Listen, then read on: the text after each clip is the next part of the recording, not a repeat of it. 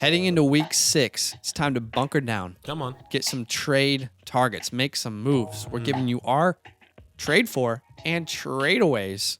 But Aki, who's your first trade for? My first trade for target is Devonta Smith. Him and Jalen Hurts is finally getting a groove, and this is exactly what you want in your wide receiver. Just FYI, he got a touchdown call back this last game, so he would have a lot more fantasy I was playing points against him, and I was glad. Yeah, I needed that, and that was disappointing, but it's okay. Look, Devonta Smith, he's currently leading the team in targets, okay? He also is averaging 7 targets per game and 12 fantasy points per game, which is absolutely fantastic. He's also the only player on the team, besides the offensive line and Jalen Hurts, that has been on the field more than 90% of the time. That's exactly what you want in your wide receiver. He's getting his groove. And look, if you're in a good position, 5-0, maybe 4-1, whatever the case may be, to make a playoff push, this is the last 4 games. Washington football team, the Giants, Washington football team again in week 17, and week 18, that Dallas Cowboys. All these teams give a lot of fantasy points to wide receivers. Devonta Smith is the guy that you want on your team. I like it. And I'm on board. My first trade for target is TJ Hawkinson. In weeks 1 to 2, TJ looked like a star. People were saying this guy's going to finish as a tight end 1 maybe this year. He might be that guy. Since then, it's not been good.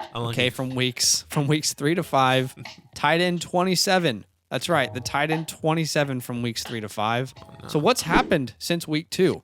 Well, they lost 2 starting offensive linemen, and unfortunately, TJ Hawkinson's role kind of changed from that do-it-all tight end to let's focus on blocking. Let's focus on the run game. And this week, it looks like they're probably going to get left tackle Taylor Decker back, which is going to be a massive help for TJ Hawkinson. They're also going to get Tyrell Williams back. He's able to, obviously make the defenses stay honest. So there's more room in the middle of the field for TJ Hawkinson. He's had a concussion literally since week 1, but he's going to be back. And look, he's still top 6 tight end in my opinion. Expect him to get back on track. He's averaging, the 6th most targets amongst tight ends. He's a crucial part to this offense. They're going to have to figure it out. I still believe in TJ. You can get him at an absolute floor right now. Yeah, I love TJ Hawkinson. He'll hopefully bounce back. I think we're all believing in it. My next trade for target is Tyler Lockett. Yes, I know Russell Wilson is hurt. I understand Geno Smith. He wasn't targeting him. But Tyler Lockett's still a great option in my opinion. Yes, it's risky, okay? But if you're in a position, if you're 5-0, 4-1, maybe 3-2, trying to make a playoff push, because I personally believe Russell Wilson should be back in week 10. That's the estimate, okay? That's best case scenario, week 10. Yeah. Okay? But once again, you have to be in a good position to get Tyler Lockett. You can get a top 15 wide receiver right now on the low. Yeah. Tyler Lockett, we all know he's a deep ball threat. He's a guy that can play all over the field. Look, his next 3 matchups for Geno: the Steelers, the Saints, and the Jags. The Steelers have been giving a lot of points to wide receivers in fantasy. The Saints have a good front 4, have given up a lot of points to wide receivers in fantasy as well. The Jags are in the middle of the pack, but they have a bye week after that. So take the shot now. Get him, because Tyler Lockett, when Russell Wilson comes back, we all know who he loves to target. It's Tyler Lockett. And another note, Chris Carson is injured. We don't know that severity of the injury, so it looks like they might have to throw the ball a lot more, especially with Geno in. It doesn't look promising, but if you can get Tyler Lockett right now, I'm trading away Antonio Brown, Brandon Cooks, and maybe even an Adam Thielen. Okay.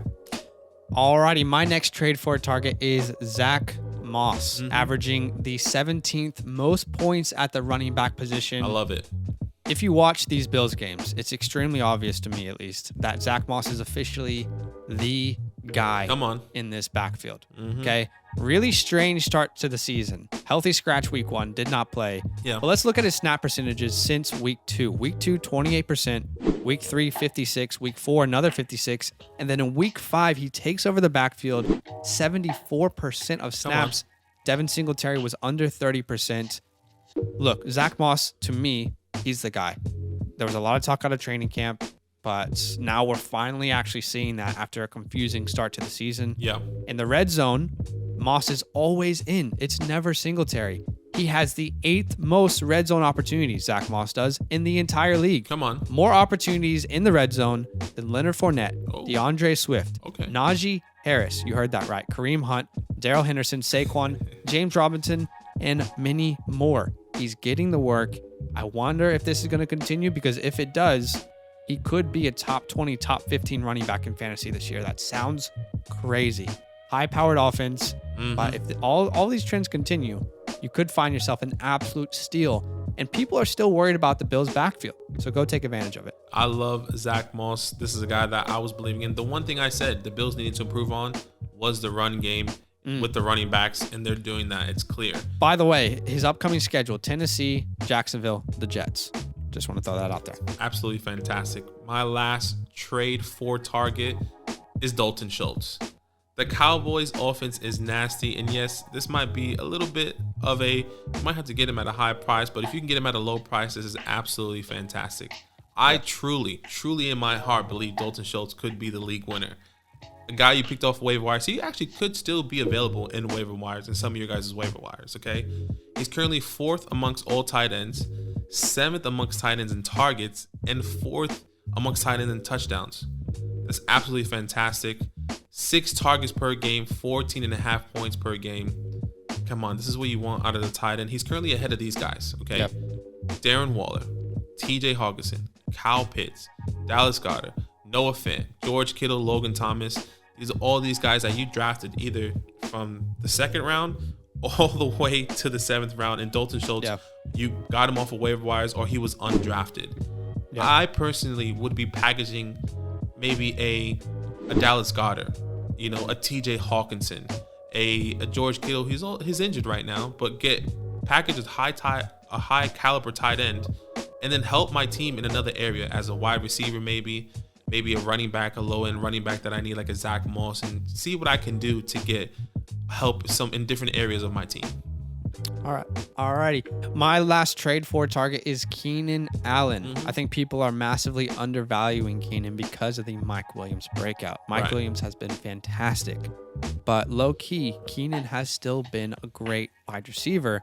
You just haven't seen it in fantasy. He's currently the wide receiver 19 on the year. Not what the Keenan Allen owner expected from a probably 3rd round pick this year. But he is 3rd amongst all players in targets, 5th in receptions, and he only has 1 touchdown this year. Those things are very promising for Keenan Allen, especially continuing to develop this chemistry with Justin Herbert. Only 1 touchdown. That's not going to continue. He will get more touchdowns. The targets are there, attached to a high-powered offense. I think this is a perfect buy low scenario for Keenan Allen. Mike Williams is going to be great, but so will Keenan Allen. We're now going to give you our 2 trade away targets, guys that we want to get away from our teams as soon as possible. My first is Trey Sermon. Yeah. Wow. If you can get absolutely anything for Trey Sermon right now, take it. Take it and run. It's so clear to me that Elijah Mitchell is the guy in this backfield. He was drafted later than Sermon, but they like him better than Trey Sermon. 3 games when both Trey and Elijah Mitchell were healthy. Here's how many rushing attempts both had in those 3 games. Mitchell, 45 rushing attempts. Trey Sermon, just 2. That's right, 2 rushing attempts in 3 games when they're both healthy. I just want to get anything for Trey. I don't even want to upgrade somewhere. Just give me something. Take a Myles Gaskin, a Nyheim Hines, Kenneth Gainwell, Michael Carter, A.J. Dillon, Jamal Williams, maybe an injured David Montgomery if you can add a piece. I just want to get Trey off my team. I don't want to think about him anymore. I agree. He has been great. It's been a huge disappointment. Unlucky for Trey Sermon if you drafted him. My trade away target is Myles Gaskin. Look, he had an incredible game against the Bucs. 10 targets, 74 yards, 2 touchdowns. But on the ground, only 5 carries for 25 yards. And that's just not what you want. I understand. It probably could have been game script.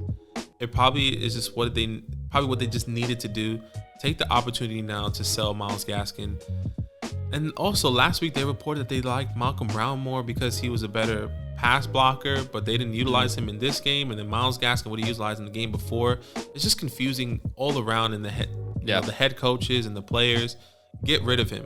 And I wish I could give you a list like Zack did. It's hard to get any sort of value or to understand what Myles Gaskin value is. I think it's the same thing with Trey Sermon. If you can get anything, just get rid of Myles Gaskin.